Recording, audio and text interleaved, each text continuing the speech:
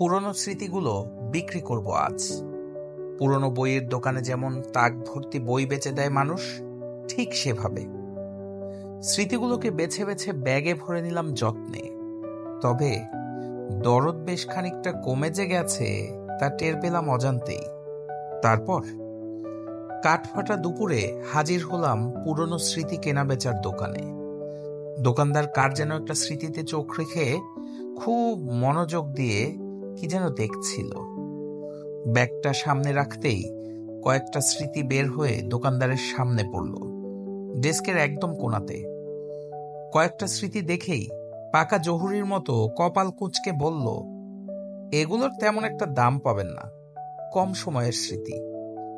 কম পৃষ্ঠার পুরনো বইয়ের দাম যেমন মেলে না, ক্ষণিকের স্মৃতিও বিকোবে প্রায় বিনামূল্যে। দোকানদার বেছে বেছে সুখ স্মৃতি খুঁজতে থাকে ব্যাগে। ওগুলো নাকি ভালো দামে রিসেল করা যায়, খুব বেশি মেলে না ব্যাগ হাতড়েও। বিষণ্ণতার স্মৃতিগুলো মলাট ছিঁড়ে ছিঁড়ে পাল্লায় ওঠানো হয়। ওগুলো কেজি দরে নেওয়া হবে, অন্য কোনো উপায় নেই। হঠাৎ সামনে এলো পুরনো এক দিনের স্মৃতি, আর তার পাশেই একটা ঋণের স্মৃতি।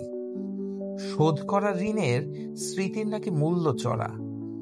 দুটো স্মৃতি হাতে নিয়ে ঘুরিয়ে ঘুরিয়ে অনেকক্ষণ দেখে দোকানদার বলল, এ দুটো স্মৃতির দাম ভালো পাবেন। যে দিনের স্মৃতিটা দোকানদারের হাতে, ওটা ভুল করে চলে এসেছে ব্যাগে। দিনটার সকাল থেকে সন্ধ্যা পর্যন্ত একটা আবেশ ছিল।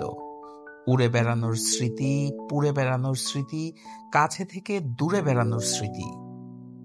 ঋণের স্মৃতিটা তার কাছে রাখতে দিয়ে দিনের স্মৃতিটা ফেরত চাইলাম। দোকানদার দুটো একসাথে নেবে, নাছোড়বান্দা। বলল 3 গুণ দাম দেব। আমি না করাতে বলল 5 গুণ। পকেটের অবস্থা বেশি একটা ভালো ছিল না। রাজি হয়ে গেলাম দিনের স্মৃতিটা বেচে দিতে, মরে থেকে বেঁচে দিতে। ব্যাগটা একেবারে শূন্য পড়ে রইল। পকেটে ঢুকলো বেশ কিছু চকচকে নোট। চলেই যাচ্ছিলাম, দোকানদার পেছন থেকে ডাক দিয়ে বলল, ও ভাই শোনেন, খালি হাতে ফিরে যাচ্ছেন দেখে কেমন যেন লাগছে। এই নেন, এই স্মৃতিটা নিয়ে যান।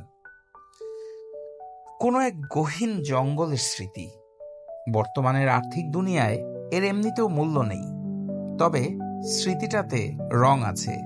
জঙ্গলের বুক চিরে বয়ে যাওয়া নদীর শব্দ আছে, জল আছে। অমৃত সুধার মতো শীতল জলে পা ভেজানো সাদা বক আছে। মৃদু একটা বাতাস আছে, আর আছে পাতার বারণ অমান্য করে অরণ্যের বুকে নেমে আসা অঝড় বৃষ্টি। আমি স্মৃতিটাকে ব্যাগে ভরে নিলাম। আমার ব্যাগটা টানতে ভীষণ কষ্ট হচ্ছে। স্মৃতিটা অনেক ভারী। অন্যের স্মৃতি, বন্যের স্মৃতি, দোকানদারের মূল্যহীন পণ্যের স্মৃতি। তবু তো স্মৃতি। কারো না কারো কাছে তো দামি ছিল একদিন, কারো না কারো কাছে তো আমি ছিল একদিন।